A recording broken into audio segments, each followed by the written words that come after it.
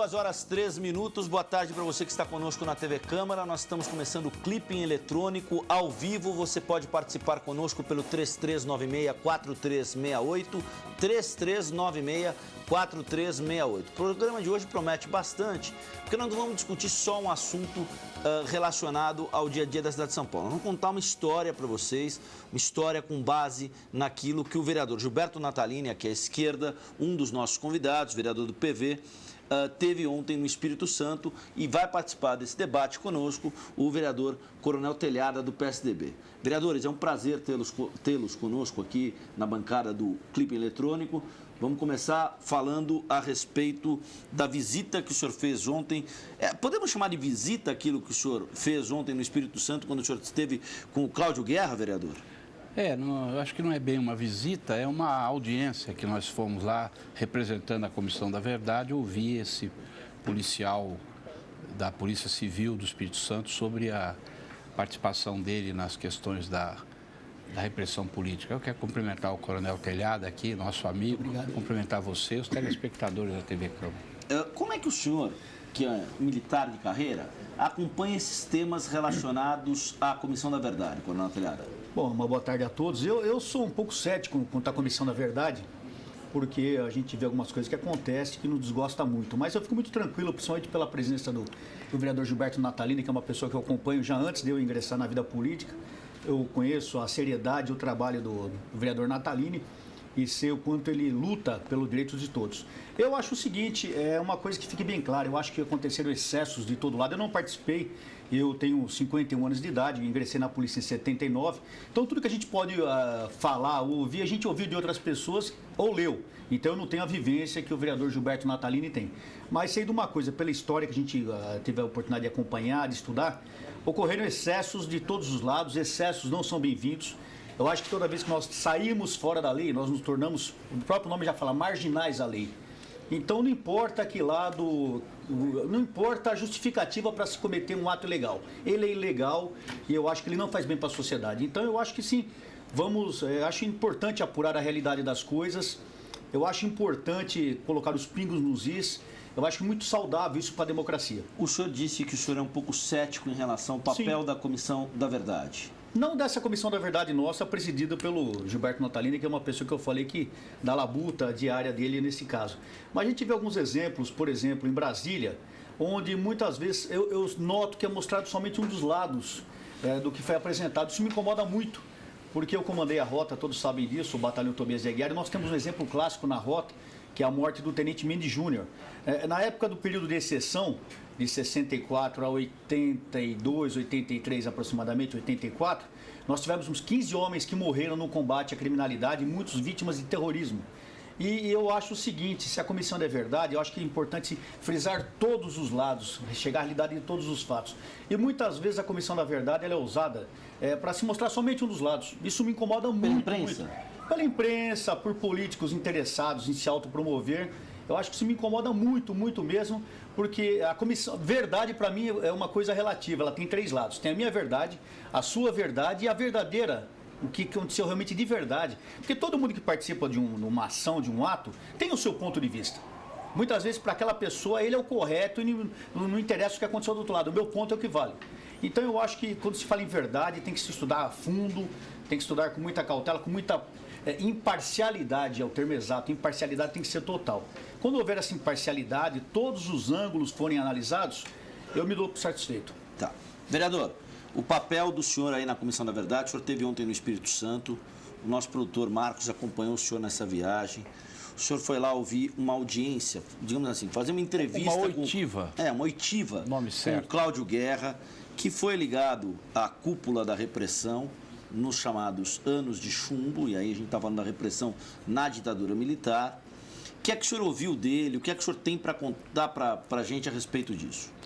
Olha, eu ouvi coisas estarrecedoras. Por exemplo? Nós fizemos um filme, nós filmamos a entrevista, eu fiz para ele umas 70, 80 perguntas, e foi 1h20, mais de 1h20 de filme. Nós acabamos de passar o filme agora na reunião da Comissão da Verdade. Ele era um homem, era um delegado da Polícia Civil do Espírito Santo, que foi requisitado pelo SNI na época, pelo coronel Perdigão, que era um dos comandantes do escritório do SNI brasileiro, para prestar serviços às ações que o sistema de informações ou a máquina de repressão brasileira fazia na época. Qual era o papel dele? Segundo ele me disse para nós, o papel dele era matar pessoas. Ele não sabia quem ele matava, ele não sabia por que ele matava, ele só sabia que ele saía do Espírito Santo, convocado pelo sistema, vinha, por exemplo, à cidade de São Paulo, e aí aqui esperavam eles duas ou três pessoas ligadas ao Exército, ou à própria Polícia Civil de São Paulo, e dizia, olha, vai ser tal hora, tal dia, tal hora, na rua tal, número tal, a pessoa é assim, dava um retrato, falou, você vai... Ele ia lá, viu, coronel? Ele ia lá, isso tudo de forma clandestina, quer dizer, a sociedade, ninguém sabia. Ele ia lá e puxava o gatilho, atirava no peito, na cabeça da pessoa, matava. Era praticamente um pistoleiro. Era um pistoleiro oficial, pago com dinheiro público. Esse é o problema, né?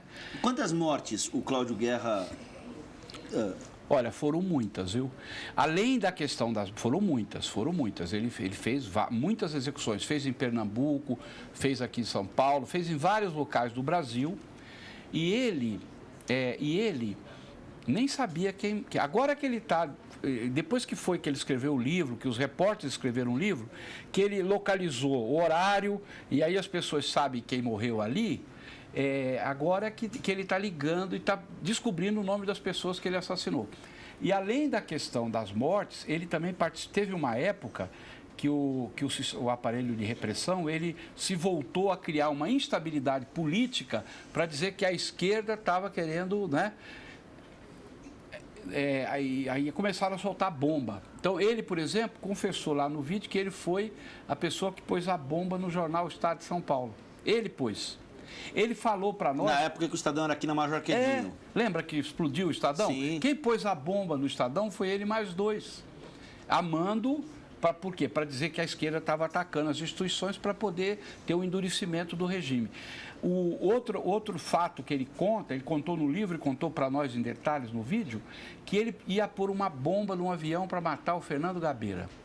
Fernando Gabeira estava aí, Seu colega de partido. É o nosso presidenciável do Partido Verde. Se ele aceitar, não sei se ele vai aceitar, porque não é uma tarefa fácil, tá certo? Mas ele foi tomar um avião, então esse Cláudio, mais dois agentes, foram com a maleta para pôr a maleta no avião, para o avião explodir e matar o Gabeira. Por quê? Porque o coronel Perdigão, que era o superior dele, tinha uma birra com o Gabeira, porque achava que foi o Gabeira que tinha atirado nele numa invasão que houve num reduto lá de esquerda no Rio de Janeiro e atingiu uma bala na femoral. Ele não morreu porque foi acudido na hora, esse coronel. O coronel tinha um ódio de morte do Gabeira. O Gabeira foi mandado para fora com aquele grupo de sequestrados. Quando o Gabeira voltou, o coronel decidiu que ia matar o Gabeira e usou ele para fazer o atentado. Só que ele, vendo velhos e crianças e tal entrando no avião, ele se acovardou e botou a bomba num banheiro do aeroporto de Congonhas e não concretizou a explosão. E depois o Gabeira disse para ele, confessou publicamente, que o Gabeira não estava no local onde o coronel foi atirado. Que achava que era ele, mas não foi ele que fez aquilo. O Gabeira não teve essa atitude de alvejar o coronel. Então, é toda uma situação tão complexa, tão difícil, que eu realmente, eu já tenho 60 anos, estou acostumado a ver coisas. Sou médico, opero, vejo muito... Mas aquilo, para mim, foi bastante... Depois eu queria que eu oferecer uma cópia ao Coronel Telhada para ele ver, e também a TV Câmara tem, para vocês colocarem, porque ele não mente. Hoje ele é um pastor da Assembleia de Deus. O delegado... E ele dá esses depoimentos nos cultos que ele participa? Eu acho que não. Por qual motivo ele esconderia isso? Não, não é que... Acho que no culto não tem nada a ver esconde. Depoimento. Acho que...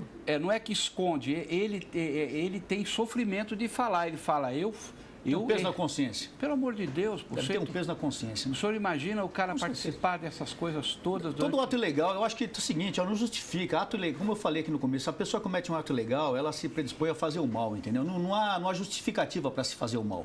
Eu acho que a partir do momento que você coloca uma bomba, seja num avião, numa casa, num banheiro, é um ato totalmente incontestável contra a maldade. Nós vimos o que aconteceu agora em Boston.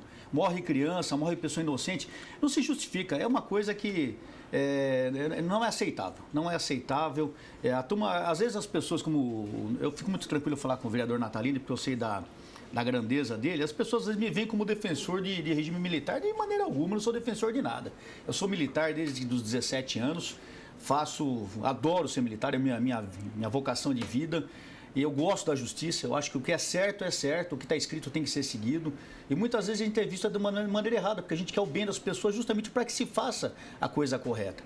E quando eu falo que às vezes eu quero saber a verdade, é que justamente se essa pessoa, como a própria pessoa falou que cometeu, eu acho que não há dúvida que ele tenha cometido isso. Ele mesmo chega e declara.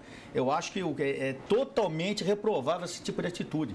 Mas que seja feito de todos os lados. Acho que todo mundo que cometeu erro deve ser colocado na bandeja, deve ser levado a público, porque principalmente para quê? Para que não aconteça novamente isso. Eu acho que o Brasil nunca mais pode passar por uma fase dessa. Seja de direita, seja de esquerda, seja de centro. Eu acho que o fator político para tentar se justificar a morte de alguém é um absurdo. É uma coisa que nós nunca podemos aceitar, não só como brasileiros, mas como cidadãos do bem. É que nesse processo, vereador, não foi um processo exclusivamente e um privilégio do Brasil. Houve um momento em que a América Latina todo... Aquilo foi a determinação da política externa dos países maiores, né? Particularmente, ele fala, inclusive, no depoimento, o nome dos representantes da CIA, do governo americano, que tinham dentro do processo, que ajudavam a comandar o processo. Aquilo era uma orientação política de conter vamos dizer assim, de conter, falando de forma muito friamente, de conter a mobilização social que estava havendo na América Latina contra determinado tipo de situação que o povo passava. Houve o apeamento do João Goulart do governo, não é? Foi de forma violenta, as tropas foram para a rua. Durante um período de 4 anos, o governo militar ainda dialogou com as forças sociais, com a oposição, com os estudantes. Depois, em 69, eles viram que aquela política de relacionamento mínima que eles estavam fazendo não tinha jeito. O que eles fizeram? Baixaram o cacete. Aí fizeram o AI-5, fecharam todos os centros acadêmicos. Do AI-1 até o AI-5, não, mas o AI-5 foi o brutal. 13 de dezembro de 68. Fecharam as instituições todas. Eu me lembro, eu era, na época, estudante, eu me lembro. Fechou-se todo o canal, todos os canais de comunicação entre a população organizada e o governo que tinha derrubado o João Goulart e assumido, praticamente fechou, trancou tudo. Então, que você falasse, você já era tido como subversivo, perigoso. O que aconteceu? A oposição, um setor da oposição optou por uma luta de enfrentamento, uma luta militar. Grande parte da oposição na época optou pela luta eleitoral, democrática, por a mobilização de rua e tal. Um setor optou pela luta armada. E aí eles se organizaram do outro lado para sufocar aquela reação. E aí foi uma coisa, tem relatos, coisa brutal. A gente vai continuar no assunto, mas olha só, Damiana Nogueira, do Jardim Ângela, na Zona Sul, pede um desdobramento desse assunto, que é mais recente, que é mais contemporâneo. Um adolescente comandando um arrastão a um restaurante japonês no bairro de Pinheiros, da Zona Oeste, uma região nobre da cidade de São Paulo. Aí ela diz o seguinte: já passou da hora de ter redução da maioridade penal. Os que advogam contra a redução dizem que não dá para comparar a educação, acesso à informação que a gente tem no Brasil, à da França, à da Itália, países em que a redução da maioridade penal, em que a imputabilidade é menor. Vocês têm posições divergentes em relação a isso? Como é que é, vereador? Vereador Natalini, qual é a posição do senhor sobre a maioridade penal? Eu sou uma pessoa que eu defendo a democracia, a liberdade, defendo a organização popular, defendo o direito das pessoas se manifestarem, mas eu não sou daqueles que passam a mão na cabeça do cara que atira na testa de um pai de família, entendeu? Eu acho que as pessoas que cometem as barbaridades que às vezes são cometidas, elas têm, é claro que tem a causa social, tem as origens do porquê, as causas psicológicas, etc. Porém, tem coisas que a gente não pode alisar, não pode alisar. Tem que dar punição dentro da lei, dentro da ordem, dentro da lei, sem nenhum exagero por parte da polícia ou da justiça, mas o Brasil é um país de impunes. E a impunidade faz com que as pessoas cometam as barbaridades e ganhem coragem para continuar cometendo. Então, eu acho que tem que ter limites desse tratamento absolutamente dentro da lei, isso que eu quero dizer, entendeu? Quanto a essa questão do menor, da impunidade, diminuição da idade penal, eu, sinceramente falando, eu acho que nós temos que modificar de alguma forma, eu não sei se é diminuir, mas o jovem, a partir dos 16 anos, ele tem que ter noção de que os atos que ele cometa, particularmente os atos violentos, os atos contra as pessoas, tem que ter algum tipo de limite, tem que ter, não tem jeito. Por quê? Porque está acontecendo uma coisa que está fugindo do controle e a própria comunidade é vítima disso. Essa ideia o agrada, vereador Telhado? Fala depois do vereador Natalino, não tem graça, ele fala tudo. Por quê? Eu concordo em grau, número e gênero com ele. Eu acho que é o seguinte, o Brasil, talvez até por causa do resquício do regime militar, a polícia, muitas vezes, ela não é bem vista pela sociedade, porque se confunde a época do regime militar com a ação de polícia. Hoje, infelizmente, o senhor sabe que muitas vezes acontece isso, o que é uma pena. Porque hoje, 100% da polícia militar, das polícias brasileiras, quem está no efetivo, não participou da época do regime militar, portanto, não há mais ligação com esse aspecto. Mas quando a polícia ela age com firmeza, logo algumas pessoas procuram ver o criminoso como uma vítima social. E já automaticamente se transporta para essa época quando a polícia é repressora, a polícia tortura, a polícia mata e o coitado do criminoso. Então eu acho que o vereador Natalino acertou em cima. Nós não podemos compactuar com nenhum tipo de impunidade. Dentro da lei, democracia, dentro da lei, eu acho que se sair fora da lei, a polícia sair fora da lei deixa de ser polícia, passa a ser bando. Nós não podemos sair fora da lei. Agora, eu sou favorável a uma redução até menor, até 14 anos, porque hoje um rapaz com 12, 13, 14 anos, com o nível de informação que nós temos, não podemos comparar, né, Natalina? Quando nós éramos crianças com 14, 15 anos, o nível de informação é muito grande. Então, falar que uma criança de 14, 15, 16 anos é completamente inocente, pesa um pouco. Eu acho que a pessoa que tem condições de votar, como é o caso de fazer o menor de 16 anos votar, quer ter habilitação, estuda. Então, eu não vejo uma criança que comete um assassinato com 14, 15 anos, uma criança inocente, porque ela sabe sim o que é certo e errado. Ah, mas ele não teve uma educação eficaz dos pais, da igreja, da escola.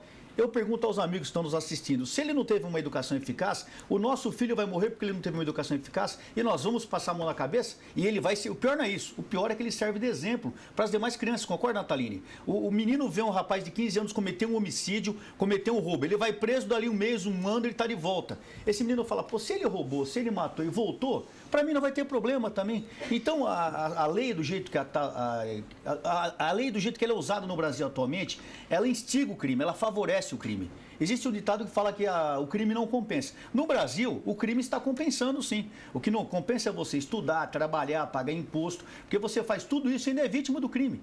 Então, realmente passou da hora do pessoal em Brasília acordar e nós mudarmos essa legislação urgentemente. Eu acho que o debate da questão da maioridade, ele tem o valor, o debate, tem o valor de colocar em pauta a carnificina que o Brasil virou.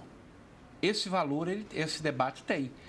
No ano de 2010, morreram 36.800 brasileiros a tiro no Brasil. No ano 2011... Isso é mais, por exemplo, vereador, do que o número de mortos pelo terremoto seguido por tsunami. Não, isso é mais do que os americanos no Vietnã, de 61 a 75 mais ou menos, foram 58 mil mortos americanos. Isso em quase 15 anos. No mundo está morrendo. 800 mil do Vietnã. Quem são esses mortos? Está dando quase isso no ano. Quem são esses mortos no Brasil? 36.800. Normalmente são pessoas pobres, certo? E pessoas, no geral, afrodescendentes, que têm a pele mais escura, mais negra, tá certo? Então, isso já dá um indício de que há um direcionamento, eu diria que é quase quase um fraticídio, eu diria. Entendeu? Porque todo ano morre. É um Pacaembu cheio. Ah, pelo amor de Deus. Absurdo. Então, nós não nos... Então, essa questão da maioridade, eu acho que é uma questão periférica, porque existem outras propostas, por exemplo, que é do garoto estar recolhido depois de, como eles falam, apreendidos, né? E aí aumentar o tempo dele ali, ou dar alguma pena depois que ele completar a idade de ser penalizado, porque hoje, quando completa a idade, ele é posto na rua. Então ele tem certeza que ele vai cometer um delito aos 16, vai ficar até os 18 anos ele vai embora e acabou a pena dele. Posições políticas à parte, e a gente está debatendo... Agora, eu não concordo que venha para 14 anos. Eu acho que não esse é um ponto de vista essa meu, questão, né? se vai baixar a maioridade ou se vai penalizar da idade dos 18 para cima, isso é uma discussão que está sendo feita. Eu acho que nós, brasileiros, temos que discutir. O que nós não podemos ter é ficar olhando quase 40 mil pessoas assassinadas a tiro por ano no Brasil. Olha, eu tive agora lá em Vitória, o taxista me falou, aquilo é um negócio. Pernambuco, Salvador, Natal, agora a Folha soltou um ranking. Interior de São Paulo, Natal teve tranquilo, 1000% de aumento de assassinato. Então, diante disso, a lei é uma questão, a pena é outra questão importante, mas existe também ações. Por exemplo, precisa fechar as fronteiras do Brasil para o tráfico. O governo federal não faz o papel de segurar o tráfico de droga no Brasil. Precisa, né? Tráfico de arma. O crime organizado tomou conta até das paróquiazinhas pequenininhas no Brasil inteiro. Ele se enraizou como um câncer no Brasil. Os indígenas hoje estão envolvidos. Ninguém discute isso. Tudo. Como é que nós vamos combater? Como é que nós vamos fazer voltar atrás o Brasil? O Brasil hoje é o paraíso do crime organizado. A matança está aí. E o jovem, por falta de perspectiva de vida, nos morros nas favelas, na pobreza, por falta de perspectiva, ele é arrebanhado para o crime para ganhar lá o troco para poder servir ao traficante, para fazer os trabalhos sujos que os de maior, vamos dizer assim, não querem fazer. Agora, é inegável, os livros de história, pelo menos, retratam muito o período da repressão e dos excessos que foram cometidos nesse período da repressão. O senhor acabou de falar sobre isso em relação a conter o excesso, combater o excesso. Como é que fica essa Comissão da Verdade, esse depoimento do Cláudio Guerra, quão importante ele é ao lançar luz sobre fatos históricos sobre os quais se aguardava algum tipo de esclarecimento? Como fica o depoimento? Esse depoimento que o senhor tem. Não, isso aí é mais um depoimento que porque nós, o ano passado inteiro, nós só ouvimos vítima. Quem foi preso, quem foi torturado, quem teve algum tipo de lesão. Eu falei com aquela atriz, a Beth Mendes, por telefone, faz uns 3 dias, convidei ela, se ela queria, ela falou, olha, Nataline, eu não falo sobre a minha passagem pelo doicode. Eu tenho uma barreira psíquica, eu me recuso a falar porque eu não tenho, meu espírito não se preparou para falar desse. Como o Cláudio Guerra falou o que ele fazia, ela falou, posso te mandar por escrito, mas não vou tocar nas questões pessoais minhas. Nós ouvimos depoimentos de mulheres aqui. Teve uma senhora que veio aqui, durante 2 meses, ela foi estuprada diariamente pelos agentes do doicode. 2 meses, 60 dias. Ela teve coragem, veio e falou. Então, eu acho que nós agora passou a fase da gente ouvir as vítimas, nós temos que ouvir agora o outro lado. E mesmo, nós não estamos fechados à hipótese de vir aqui alguém que foi vítima na luta armada, vítima da oposição armada, que venha depor. Se alguém quiser vir depor, a comissão está livre. Nós não estamos à busca de vingança, nós não estamos à busca de massacrar A, B ou C, nós não somos juízes, nós não vamos julgar, nós só queremos colocar os fatos na mesa para que a sociedade julgue dá publicidade a isso. Para que a sociedade, as pessoas que estão nos assistindo ali, julguem. Contribuir com a dimensão histórica desse contexto. O que o Cláudio Guerra falou do delegado Fleury, pelo amor de Deus, eles se reuniram no Baby Beef aqui em São Paulo, os coronéis que eram comando e mais alguns civis que eram delegados, para decidir que iam matar o Fleury. Sabe por quê? Porque o Fleury fugiu do controle. O Fleury era um cara do grupo que, de repente, começou a agir por conta própria, não obedecia mais ninguém. O dinheiro que vinha para o grupo dele, para fazer as ações, ele pegava para ele. Delegado Sérgio Paranhos Fleury. Sérgio Paranhos Fleury. E aí decidiram que iam executá-lo. E ele foi morto e executado, e o Cláudio Guerra conta de que forma Foi. Primeiro, O Cláudio Guerra é o responsável pela morte do Fleury? Não, ele veio para ser o executor da morte do Fleury. Como o Fleury andava rodeado com muitos policiais e todo mundo muito armado, ele e o grupo dele entenderam, tiveram várias tentativas, entenderam que não podiam executar porque ia matar gente que não era o Fleury, que era gente dele, colegas dele de trabalho. Então eles falaram, ó, nós não vamos executar essa tarefa. Aí, segundo ele, segundo o depoimento dele, com muita tranquilidade ele falou, atraíram o Fleury para o iate no litoral, colocaram a droga no uísque dele, ele tomou aquela droga e, ao andar pelo barco, ou caiu, ou foi empurrado, não sei, caiu lá e morreu lá, tá certo? E circunstâncias... a se esclarecer. Mas ele tem o nome do casal de empresários que estavam lá, que o iate era deles, ele tem o nome das pessoas, ele tem o nome de tudo, ele sabe o que aconteceu. Então, o Fleury foi executado porque a ação dele fugiu do controle daquele grupo que dirigia a repressão no Brasil. O senhor teria curiosidade em ouvir isso? Não, eu sou uma pessoa que estuda muito história. O vereador Natalino sabe disso. Não há problema nenhum, como eu disse a vocês aqui. Para mim, tudo que pudesse ser esclarecido, ótimo. Que eu fico muito tranquilo, porque eu nunca agi fora da lei, não compactou com quem age fora da lei, que eu falei, se houve excesso, a pessoa tem que pagar pelo excesso, não tem problema nenhum. Muito, muito pelo contrário, eu faço questão de que isso seja realmente esclarecido e a verdade venha à tona. Vereador, e essas acusações a que a Rota é sistematicamente submetida? Cito, por exemplo, o livro do Caco Barcelos, que eu imagino que o senhor conheça. Conheço. O Rota 66. Eu já perguntei para alguns outros policiais ligados à Rota se eles conheciam esse livro. O senhor leu esse livro? Li e achei um absurdo, porque falar até papagaio fala. Você fala o que você quer, você escreve o que você quer, entendeu? Mas eu acho um absurdo que está escrito naquele livro, primeiro que não procede.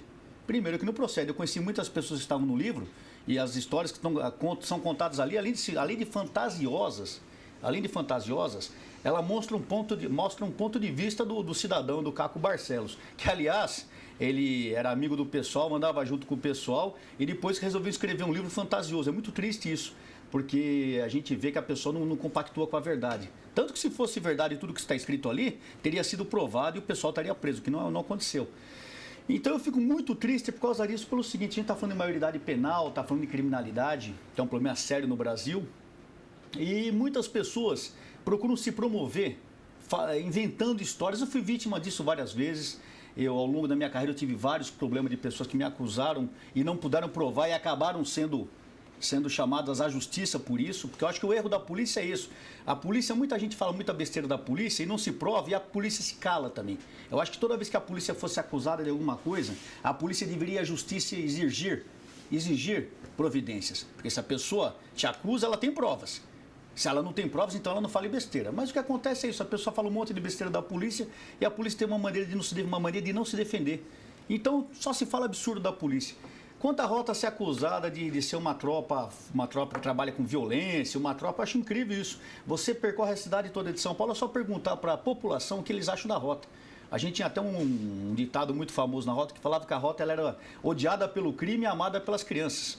A Rota é o tipo de policiamento onde você chega, só levantar as estatísticas diárias do número de pessoas que são salvas pela ocorrência pelas viaturas de Rota. Isso ninguém mostra.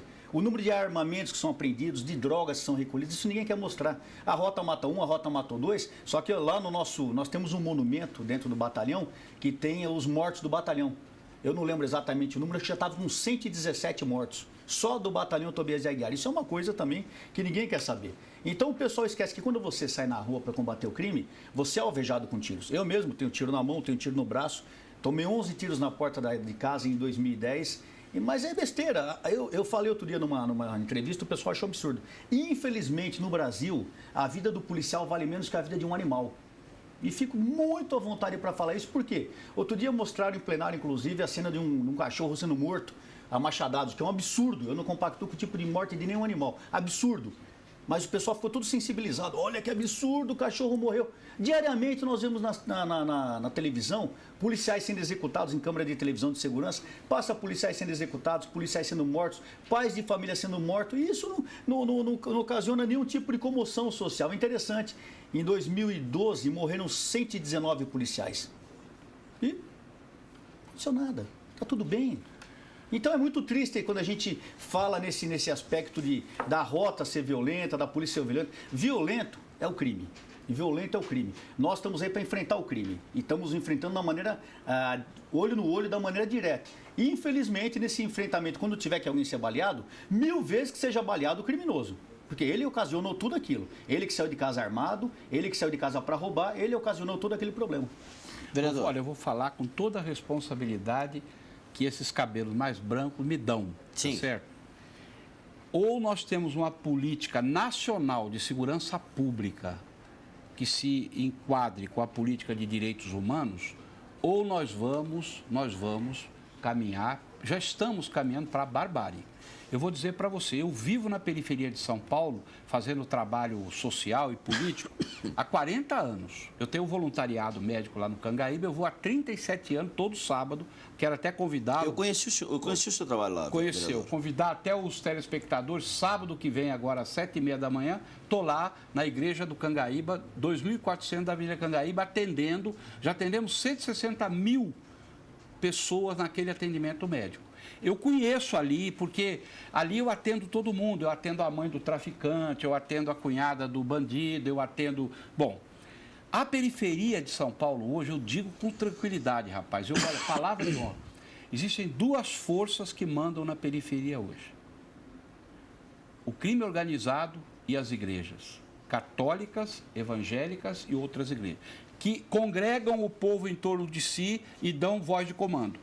De um lado, as igrejas, do outro lado, o crime organizado tem voz de comando, está enraizado, entendeu? Se nós não enfrentarmos essa realidade, você pode pôr com toda a competência dos policiais, pode pôr um polícia em cada esquina que isso não vai resolver. Verdade. Não vai resolver.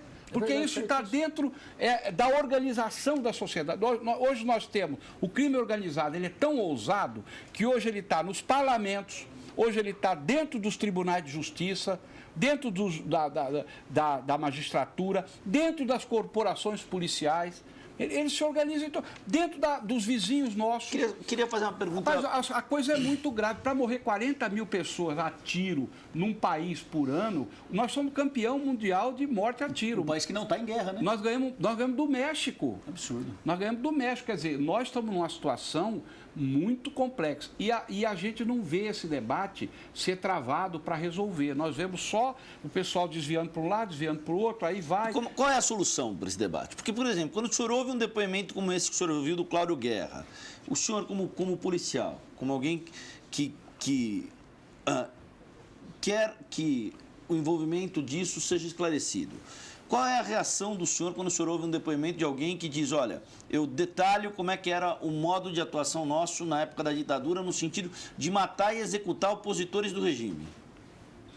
Não, isso... São duas situações diferentes. Duas situações uma coisa diferentes. é aquela coisa Exatamente. que era a coisa de Estado, organizada pelo Estado. Mudou, isso aí mudou completamente. Aquilo, ele foi se diluindo, isso não tem mais. O Estado brasileiro hoje, embora tenha resquício dessas pessoas incrustadas na máquina pública ou nomeando alguém para a máquina, quer dizer, aquela ideologia não morreu, ainda tem. Mas o problema hoje é um problema que o problema está lá na raiz. A violência hoje está dentro da casa da gente, é estimulada pela mídia, enfim, o próprio crime compra as pessoas. Eu estava vendo essa questão da pirataria em São Paulo, isso é escola de crime, pô.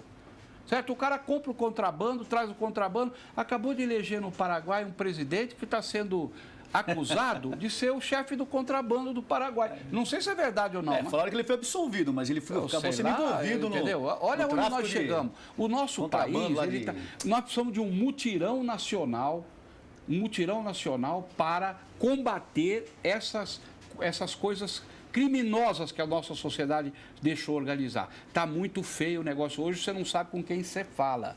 Hoje você vai num canto, você não sabe com quem você fala. Tem bairros em São Paulo que, para a gente entrar, a gente tem que pedir licença para o chefe do crime que está ali. Quando a polícia entra, toma tiro e o nego não acredita. Acho que é mentira que a polícia está tomando. Está aí o próprio vereador falando. Ele, como vereador, é obrigado a pedir licença para o chefe do tráfico. Imagina quando a viatura de polícia chega, como ela é recebida. E quando você fala que foi recebida a tiro, é mentira. Ninguém atira na polícia. Está aí, ó. O povo sabe a verdade. Eu acho que uma das mudanças, além de tudo que o vereador Natalini falou, nós estamos numa reformulação urgente na parte de legislação. O Brasil Código Penal de 40. Código Penal, Código de Processo Penal, no ECA, em toda a legislação. Mas antes disso também, precisamos de reestruturação na família. Concorda, Natalina? Claro. Na igreja, na saúde pública, na escola. Hoje o professor apanha do aluno dentro da escola e ninguém faz nada. Você está entendendo? O professor hoje ele tem medo de chamar a atenção do aluno, porque quando ele sai, o carro dele está todo riscado. Isso para falar o mínimo. Isso é para falar o mínimo. Imaginem você, a sua esposa, dando aula numa escola e apanhando num marmanjo de 17 anos menor de idade, com 2 metros de altura. É o que acontece. Então, o problema está muito sério, como o próprio vereador falou, e ninguém debate a sério. Nós estamos aqui conversando, nós três, batendo papo com os telespectadores, mas oficialmente o que nós, vereadores, podemos fazer? Só pedir. Quem tem que fazer alguma coisa, nível Brasília, não está fazendo. Quem tem que fazer alguma coisa que veja, está ao alcance dos deputados federais. Alguém diz, não, o deputado é uma parte, tem o poder executivo. Sim. Né? Veja só, quem manda no Brasil, o Brasil é um país presidencialista, nós temos um presidente da República. Veja só, responsabilidade é lógico, às vezes se diz, não, o problema de segurança é com os governadores. Agora, um governador arrocha num canto, as quadrilhas se mudam para o estado vizinho, se o outro não está... Então, a política tem que ser nacional. A política de combate ao crime organizado, ao tráfico de drogas, ao tráfico de arma, ao tráfico de pessoas, ao tráfico de órgãos, que é presente no nosso Brasil, não é pouco, gente. Como é que nós vamos conviver? Como é que nós queremos ter uma sociedade pacífica, certo? E uma sociedade ordeira, se nós temos... essas organizações estão incrustadas em toda a sociedade. Eu estou dizendo para você... Eu tenho 40 anos de periferia. Hoje, na periferia, as duas forças organizadas que mobilizam o povo, ou as forças religiosas que mobilizam o povo, os católicos, os evangélicos, as religiões afro, mobilizam o povo, ou então o chefe do crime organizado, do tráfico de droga, que mobiliza por amedrontamento, por terror. Terror. Né? Não é por convencimento. Terrorismo. Certo? O Estado, a prefeitura, o Estado, a própria polícia... Eles são secundários no processo lá. Eles vão lá tal. A escola hoje é cercada, a escola, o centro de saúde. Tem colegas médicos meus, certo, que vão trabalhar obrigados, porque tem medo de ir, porque tem ameaça, né? A pessoa vai, mostra a arma, arranha o carro, assalta, sequestra. Toda hora está acontecendo isso. E é o poder público ali, quer dizer, é a Secretaria de Saúde e tal. Olha, eu ontem andei de táxi lá para ir fazer essa entrevista, 2 taxistas, um para lá, outro para cá, me contaram como é o Espírito Santo. Nós reclamamos daqui, multiplica por 10 vezes que é o crime organizado. O Brasil todo. Lá eles mandam publicamente, o Brasil todo. Então, é muito grave a situação. Por isso que eu acho que o debate ele tem que se centrar nisso. Se a gente tiver uma perspectiva para a juventude, uma perspectiva humana para a juventude, tirar a juventude da mão do tráfico, nós não vamos precisar tomar nenhuma medida de repressão. Precisa tomar com aqueles que exageram, como eu disse. Agora, o que vocês estão falando, os 2 vereadores aqui, o vereador Coronel Telhada e o vereador Gilberto Natalini, é algo que está muito mais ao alcance do Legislativo em nível federal, seja no Senado, seja na Câmara dos Deputados. E do Executivo também. E do Executivo também. Exatamente, porque a gente às vezes quer jogar a culpa nas costas do Legislativo, mas o Executivo podia tomar algumas atitudes que melhorassem a cidade, começava a exigir providências, porque não se exige providência, está tudo muito quieto, muito tranquilo. Ele falou inclusive do problema do menor. Hoje, lembra, a gente que é um pouco mais velho, nós começamos a trabalhar com 12, 13, 14 anos e não matou a gente, aliás, até engrandeceu. Hoje o jovem de 15, 16, 17 anos, ele não pode trabalhar, ele é proibido de trabalhar, ele não consegue trabalhar. O que é um rapaz de 15, 16 anos que não faz nada o dia todo, não sei ir para a escola, ele chega numa quinta, sexta-feira à noite, para que ele vai dormir cedo? Não, ele vai passar a noite em pancadão, arrumando encrenca, porque no outro dia ele pode dormir até 10, 11 horas da manhã. Então nossa juventude hoje, fora aqueles que vêm numa família estruturada, se ele não tem uma família muito estruturada, ele não tem uma religião, ele não tem uma escola boa, esse jovem, ele não tem responsabilidade com a própria vida dele. Se ele não tem responsabilidade com a vida dele, senhores, imaginem com a vida dos outros. Então nós precisamos reformular tudo, inclusive colocar nossa juventude não só para dar educação, cultura, mas trabalho, um futuro para essa juventude. Porque muita gente na periferia, a gente mora na periferia também, não é verdade, Natalina? A gente nota que muitos jovens não têm perspectiva de futuro.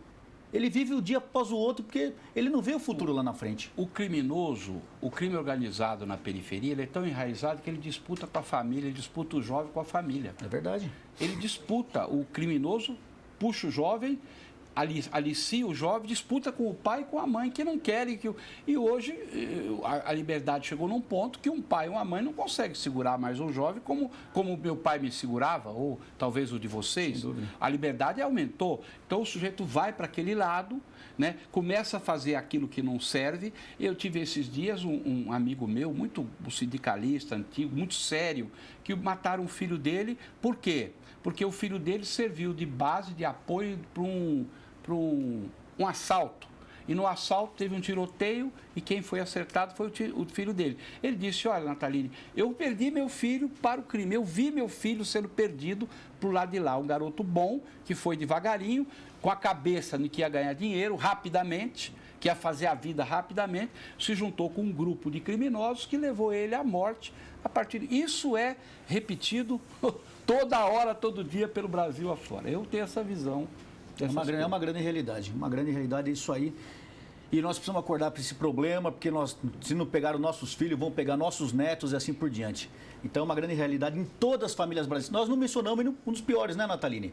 Pelo menos do entorpecente, né? Do crack, da cocaína. São consequências. Então são coisas que a gente... Então, se a gente for discutir esse assunto, nós vamos discutir. Chama a gente todo dia aqui nesse horário, né, Nataline? Nós vamos discutir a semana toda e nós vamos... Tem muita coisa para ser falada e muita coisa para ser contada.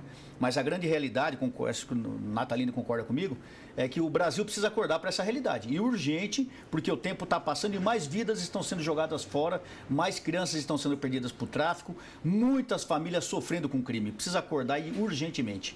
Voltando ao assunto que trouxe ambos aqui ao programa, que é o depoimento que o senhor colheu, a oitiva que o senhor colheu do Cláudio Guerra.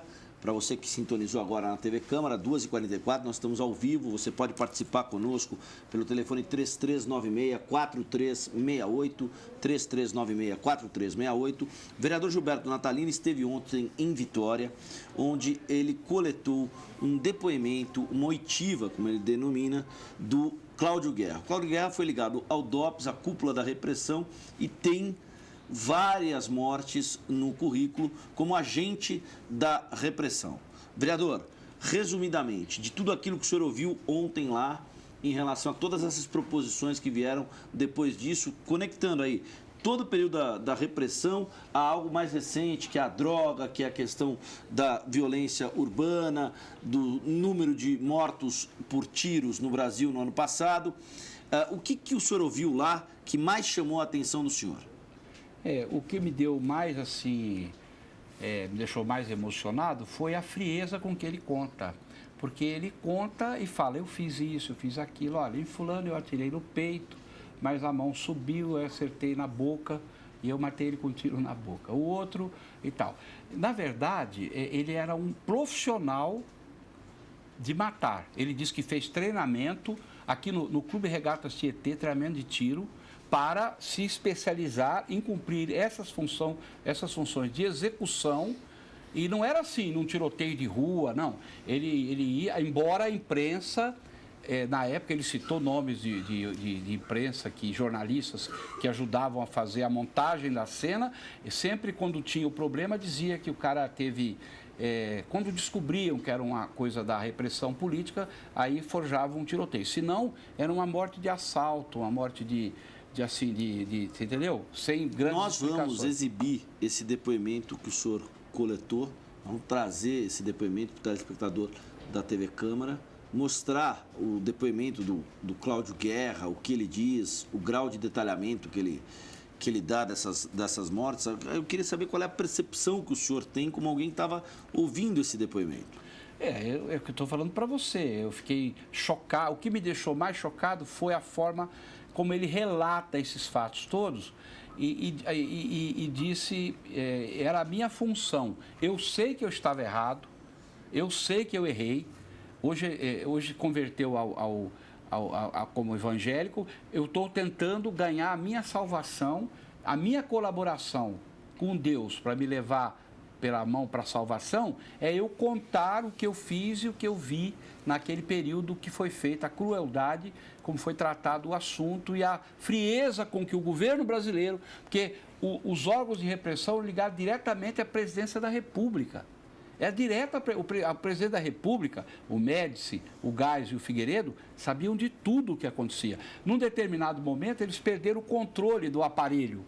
Os coronéis se revoltaram, os coronéis de exércitos, que era a hegemonia do Exército, da Marinha e da Aeronáutica, se revoltaram e aí passaram a não obedecer mais à ordem.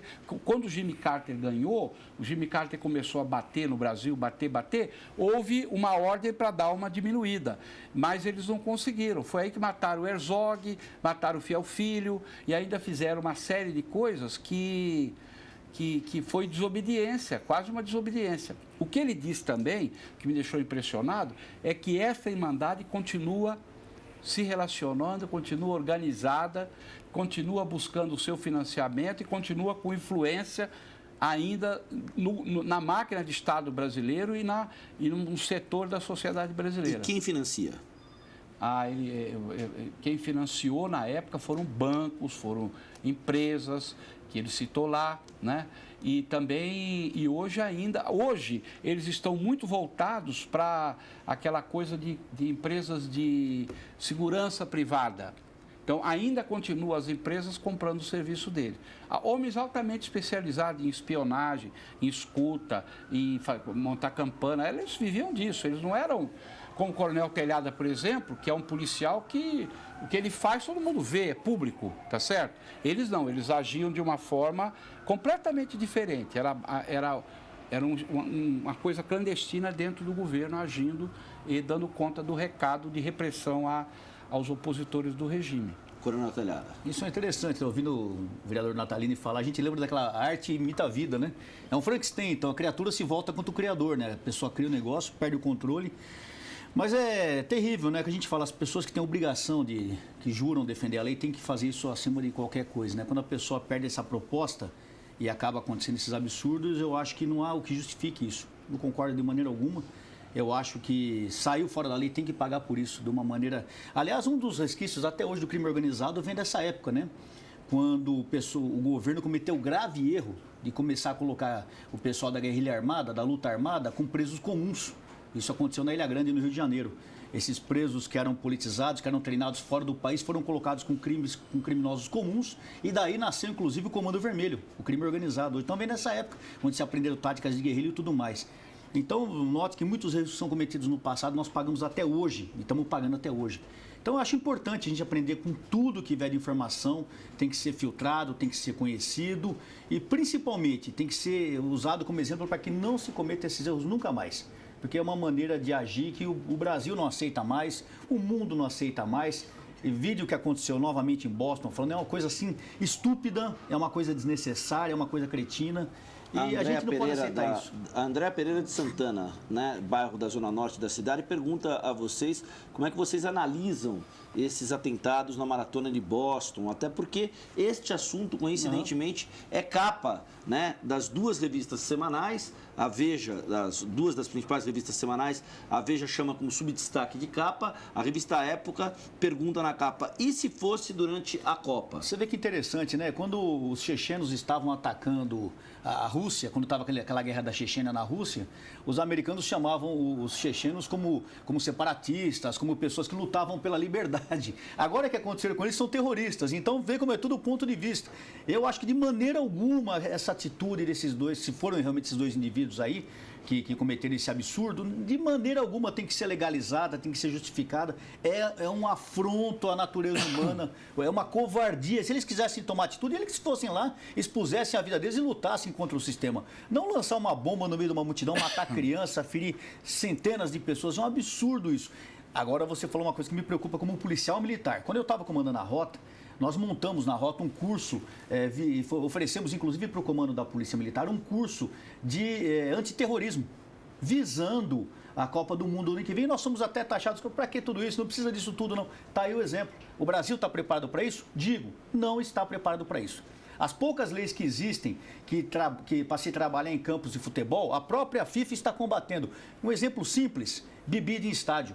Aqui no Brasil é proibido, agora na Copa do Mundo não vai ser.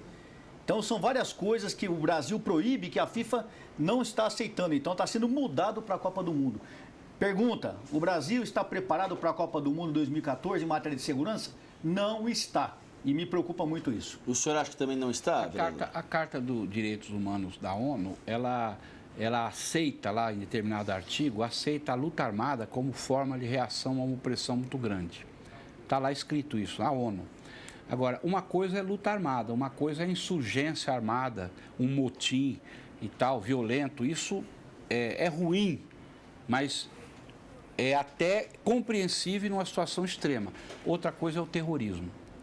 Terrorismo é muito bárbaro. Terrorismo, você soltar uma bomba num lugar com criança, com adulto, que não tem nada a ver com o assunto, né, para fazer uma vingança política, ou para chamar a atenção, ou para ir para uma... Entendeu? Isso aí, eu morro na minha vida e nunca vou aceitar. Eu acho o terrorismo a coisa mais bárbara, seja ele de onde vier, seja a causa que for. Um terrorista ou um ato de terrorismo, ele acaba com a causa na raiz. Por quê? Porque você usa um método absolutamente bárbaro para você defender as suas ideias. O que houve nos Estados Unidos, até agora eu não entendi se foi aqueles 2 meninos que fizeram mesmo. Parece que foi, mas nós não sabemos, porque a coisa foi tão bárbara. Qual o motivo que aqueles garotos tinham de fazer isso? Absurdo, não dá para entender. É preciso esclarecer, é preciso que o governo americano esclareça. Eles mataram um, o outro está à morte lá. Não sei se nós vamos conseguir saber, mas parece que o que está ferido está aceitando.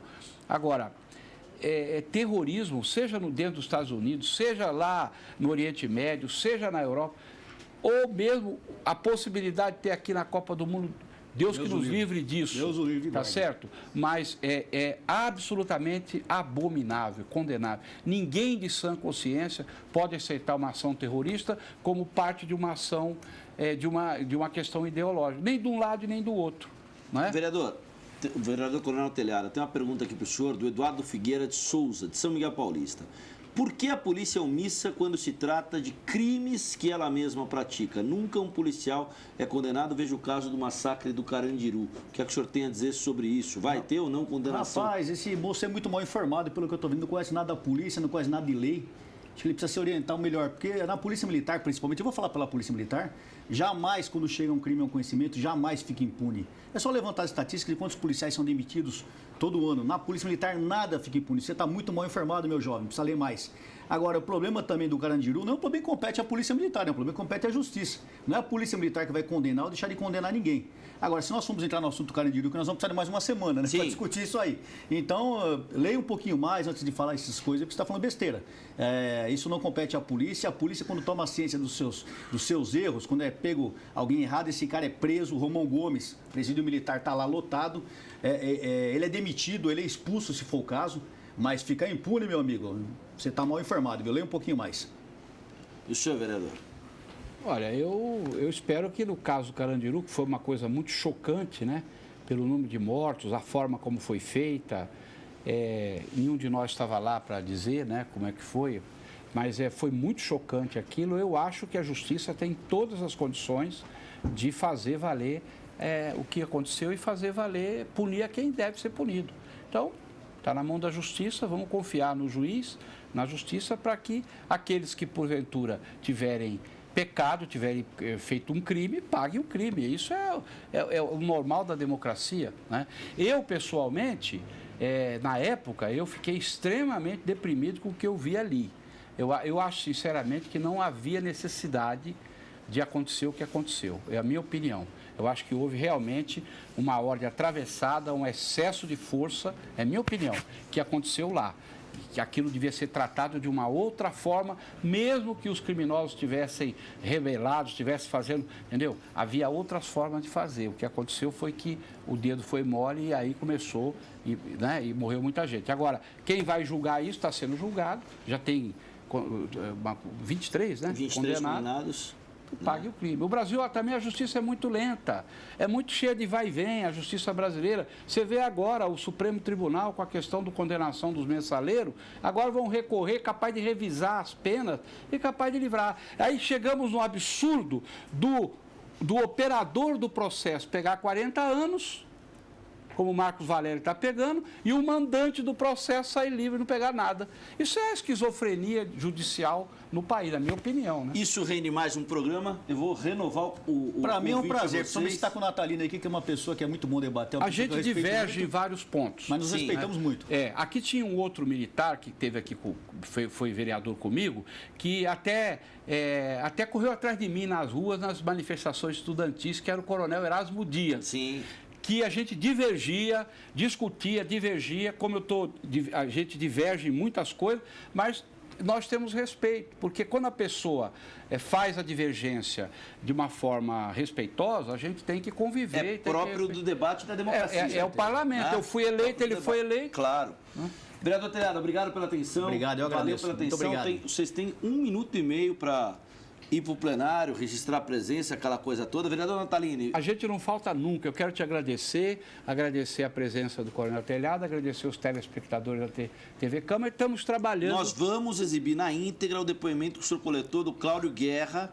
E eu vou assistir, quero assistir. E nós vamos reproduzir na íntegra esse depoimento. Perfeitamente. Agradeço aí o senhor que vai mandar uma cópia desse depoimento para a gente. Claro. Para você, telespectador da TV Câmara, que participou do clipe eletrônico de hoje, pelo 33964368, na quinta-feira, depois de amanhã, tem mais uma edição às 2 da tarde, sempre antes da sessão plenária. Obrigado aos vereadores, obrigado a você que ficou conosco e até a próxima. TV Câmara São Paulo, a política da cidade passa por aqui.